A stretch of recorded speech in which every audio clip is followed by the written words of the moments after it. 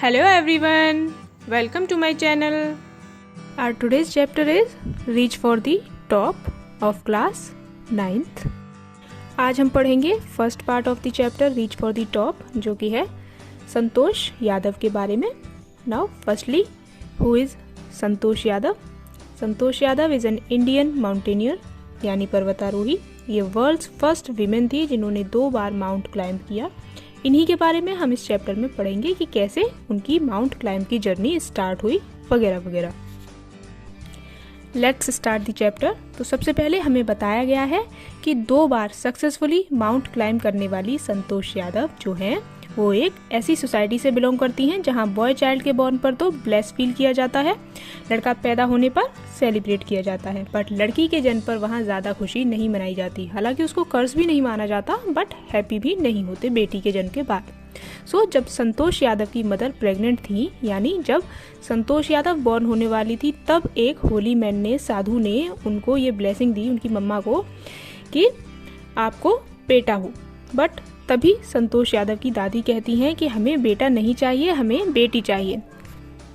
और ये बात उस टाइम पर सबके लिए काफ़ी सरप्राइजिंग थी, बिकॉज सबको बेटा चाहिए होता था उस टाइम.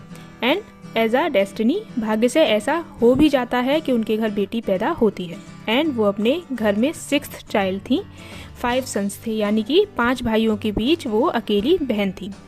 तभी उनकी दादी बेटा चाहती थी क्योंकि उनके यहाँ पहले से बेटे थे 5. And she was born in the small village of Joniyawas of Rewari district in Haryana.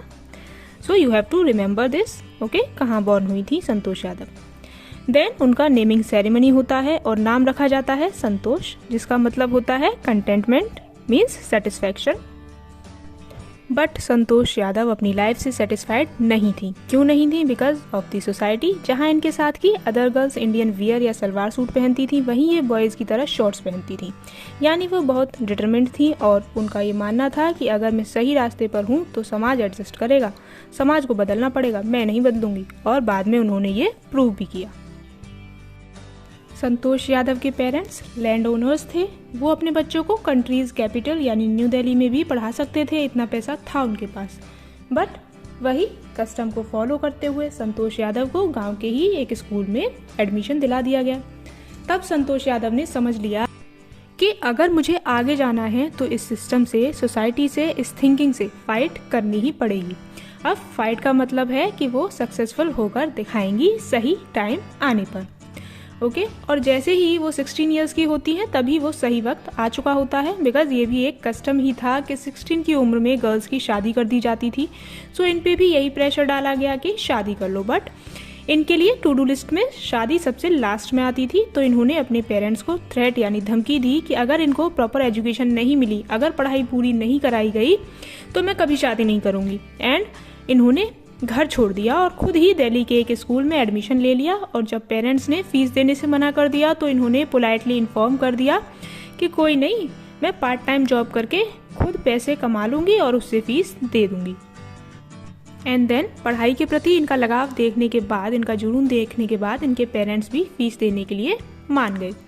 High school finish करने के बाद फर्दर स्टडीज़ के लिए वो चली गई जयपुर. वहाँ उन्होंने महारानी कॉलेज में एडमिशन ले लिया और कस्तूरबा हॉस्टल में रहने लगी. ठीक, तो संतोष यादव बताती हैं कि कस्तूरबा हॉस्टल के सामने अरावली हिल्स हैं और ये अक्सर अपने रूम से देखती थी विलेजर्स को उन हिल्स पर जाते हुए.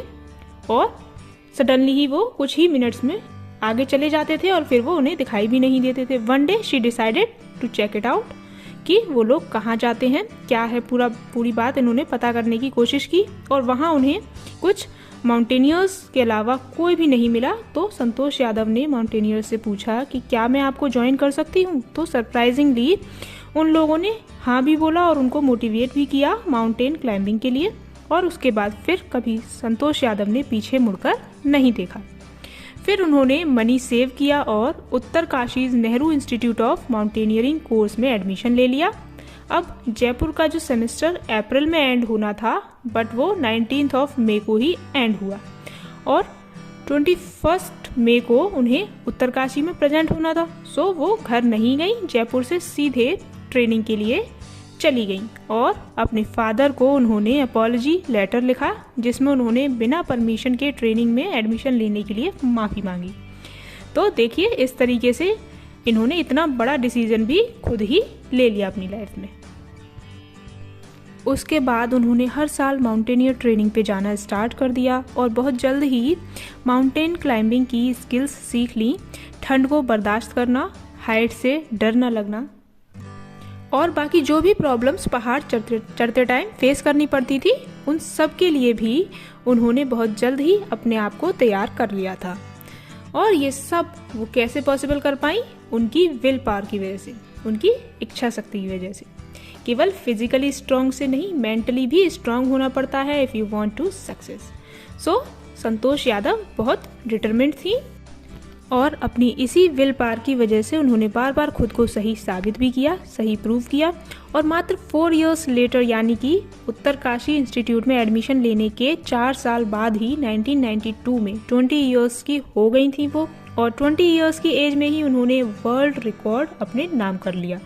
वो यंगेस्ट वीमेन बनी जो माउंट एवरेस्ट पर चढ़ी। 20 की उम्र में माउंट एवरेस्ट पर चढ़ने वाली वो पहली और यंगेस्ट वीमेन थी ऑफ द वर्ल्ड। और उनके पहाड़ पर चढ़ने की वो skill, physical fitness and mental strength ने उनके सीनियर्स को भी काफ़ी इम्प्रेस किया। एंड देन वो जूनियर्स और सीनियर्स सभी के लिए इंस्पिरेशन बन गई और सभी के मन में उन्होंने स्पेशल प्लेस बना ली थी। मेंटली एंड फिजिकली स्ट्रॉन्ग होने के साथ साथ वो एक बहुत अच्छी ह्यूमन भी थी। कैसे? तो क्या हुआ, 1992 में एवरेस्ट मिशन के दौरान उन्होंने देखा कि उनके ही साथ का एक क्लाइंबर साउथ पोल में वॉज ऑलमोस्ट डाइंग, वो लगभग मरने ही वाला था, जिसकी हेल्प करने की उन्होंने ट्राई किया बट वो अनसक्सेसफुल रही एंड उसकी डेथ हो गई। फिर एक और क्लाइंबर था उन्हीं के साथ, उसकी भी तबीयत खराब होने लगी due to lack of oxygen, तो उन्होंने अपना ऑक्सीजन शेयर किया उससे और उसको सेव करने में वो सक्सेसफुल रही। और इस क्लाइंबर का नाम क्या था? मोहन सिंह, यानी कि वो काफ़ी हेल्पफुल नेचर की थी। एंड 12 मंथ्स के अंदर ही उनको इनविटेशन आया इंडो नेपालीज वीमेंस एक्सपीडिशन से टू ज्वाइन देम। एक्सपीडिशन होता है अभियान, और इन्होंने ज्वाइन भी किया। और तब तक Santosh Yadav second time Mount Everest climb कर चुकी होती हैं और फिर से एक रिकॉर्ड सेट कर चुकी होती हैं। Only women to scaled Everest twice, means वो पहली ऐसी महिला थी जिन्होंने 2 बार माउंट एवरेस्ट क्लाइंब कर लिया था। और इसलिए इंडियन गवर्नमेंट ने उन्हें नेशंस टॉप ऑनर पद्मश्री से सम्मानित किया। और जब उनसे उनकी फीलिंग्स पूछी जाती हैं कि आपको कैसा लग रहा था सबसे ऊंची चोटी पर पहुंचकर, तो वो कहती हैं, क्या कहती हैं वो, कि उस एक्सपीरियंस को शब्दों में बयान नहीं किया जा सकता। मैंने अपने हाथ में इंडियन फ्लैग पकड़ा हुआ था, मैं उसको लहरा रही थी और प्राउड इंडियन फील कर रही थी, और वो उसको एक स्पिरिचुअल मोमेंट बताती हैं। एंड लास्टली संतोष यादव एक एनवायरनमेंटलिस्ट भी थी।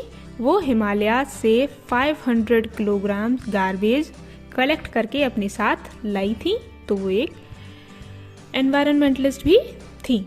So this is the first part of your chapter. With this, our video comes to an end. Kindly share your views about the chapter in the comment section, and please like and share this video and subscribe to the channel.